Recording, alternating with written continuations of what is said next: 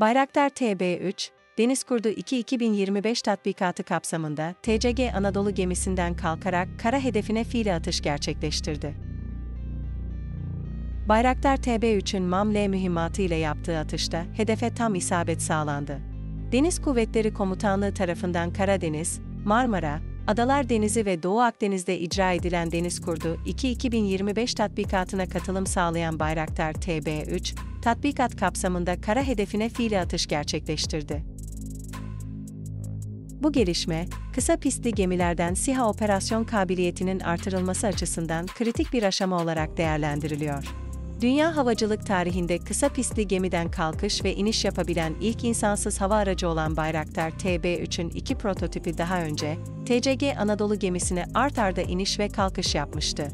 Baykar Yönetim Kurulu Başkanı Selçuk Bayraktar, 11 Mayıs Pazar günü resmi sosyal medya hesabı üzerinden yaptığı paylaşımda, Bayraktar TB3'ün PT-3 ve PT-4 prototiplerinin TCG Anadolu'ya art arda iniş ve kalkış anına ait görüntüleri paylaştı.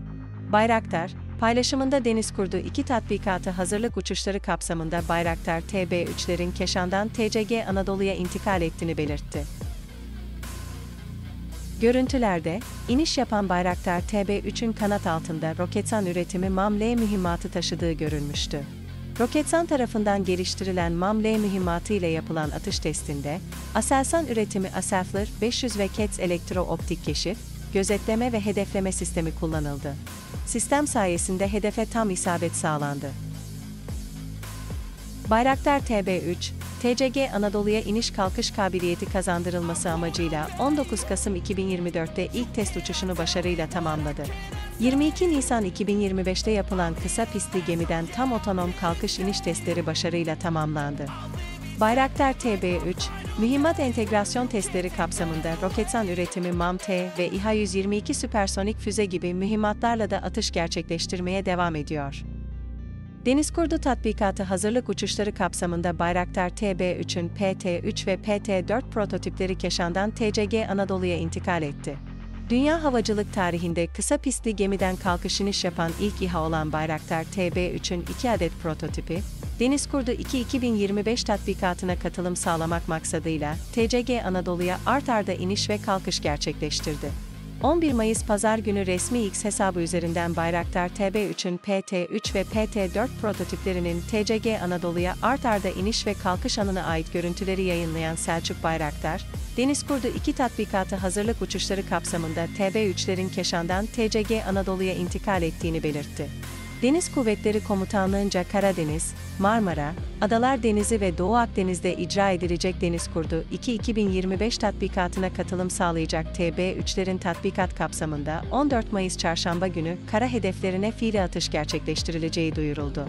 Yayınlanan videoda TCG Anadolu'ya iniş yapan TB3'ün kanat altında Roketsan üretimi MAM-L mühimmatı bulunması dikkat çekiyor. Bu bağlamda tatbikat kapsamında TCG Anadolu'dan havalanacak TB3'lerin MAM-L mühimmatı ile kara hedeflerine atış gerçekleştirmesi bekleniyor. TCG Anadolu'ya iniş kalkış imkan kabiliyeti kazandırılması maksadıyla 19 Kasım 2024'te ilk iniş o kalkış testini başarıyla tamamlayan TB3 İHA, geçtiğimiz Mayıs ayında Efes 2024 Birleşik Müşterek Fiili Atışlı Arazi Tatbikatı kapsamında da ilk kez kullanılmıştı. Bir yandan mühimmat entegrasyon testlerini sürdürerek MAM-T, İHA-122 süpersonik füze gibi Roketsan üretimi mühimmatlarla atış gerçekleştiren Bayraktar TB3, bir yandan da 22 Nisan 2025 tarihinde gerçekleştirilen kısa pistli gemiden tam otonom kalkış iniş testleri gibi gemi testlerini de başarıyla tamamlamaya devam ediyor. Geçtiğimiz Nisan ayında Bayraktar TB3 İHA, test sırasında Saros Körfezi'nde seyreden TCG Anadolu gemisine 4 sorti gerçekleştirmişti. Böylece TCG Anadolu gemisine 4 kez başarıyla kalkış iniş yapan Bayraktar TB3, son sortisini ise gün batımında tamamlamıştı. Milli İHA kısa pistte önceki testlerde olduğu gibi yine hiçbir iniş destek ekipmanı kullanmadan inmiş ve test sırasında Baykar tarafından geliştirilen yapay zeka algoritmaları da başarıyla görev yapmıştı. Bu görevlerin, 14 Mayıs 2025 tarihinde düzenlenecek Seçkin Gözlemci Günü kapsamında tatbikat senaryosunun bir parçası olarak gerçekleştirilmesi planlanıyor. Böylece Bayraktar TB3 SİHA'lar, gemi konuşlu operasyon yeteneklerini üst düzeyde sergilemiş olacak. Bayraktar TB3, dünya havacılık tarihinde kısa pistli bir gemiden tam otonom kalkış ve iniş yapan ilk SİHA olarak 22 Nisan 2025'ten itibaren TCG Anadolu'da yürütülen testlerde toplam 24 sorti gerçekleştirdi. 25 Nisan 2025 tarihinde Keşan'dan kalkan 4. prototip TB3, ilk kez gemiye iniş yaparak test sürecine katıldı. Bu gelişmeyle birlikte TCG Anadolu'da ilk kez 2 milli SİHA aynı anda konuşlanmış oldu. Bayraktar TB3 SİHA, 25 Haziran 2024'te Edirne'nin Keşan ilçesindeki Baykar Uçuş Eğitim ve Test Merkezi'nde gerçekleştirilen uçuşta 36.310 fit irtifaya çıktığı yüksek irtifa sistem performans testini başarıyla tamamladı. Tİ tarafından yerli olarak geliştirilen PD-170 motoruyla havalanan milli SİHA, böylece kritik bir eşiği daha geçti.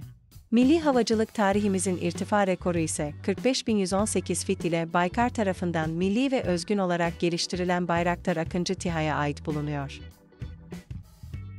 Bayraktar TB3 SİHA, 26 Mart 2024 tarihinde ilk kez Aselsan tarafından milli olarak geliştirilen Aselfler 500 ile uçtu. İcra edilen test kapsamında dünyadaki muadillerine göre en yüksek performansa sahip olan Aselfler 500 elektro-optik keşif, gözetleme ve hedefleme sistemi entegrasyonu başarıyla gerçekleştirildi. Bayraktar TB3 SİHA, katlanabilen kanat yapısının yanı sıra sahip olacağı kabiliyetler ile envantere girdiğinde sınıfındaki lider insansız hava aracı olacak. Görüş hattı ötesi haberleşme kabiliyetine de sahip olacak milli SİHA, bu sayede çok uzun mesafelerden kumanda edilebilecek. Böylece keşif gözetleme, istihbarat ve taşıdığı akıllı mühimmatlar ile taarruz görevlerini deniz aşırı hedeflere karşı icra ederek, Türkiye'nin caydırıcı gücünde çarpan etkisi sağlayacak. Bayraktar TB3 SİHA, 25 Mart Salı günü Muğla'nın Dalaman ilçesinden Roketsan tarafından geliştirilen İHA-122 süpersonik füzeyle havalandı.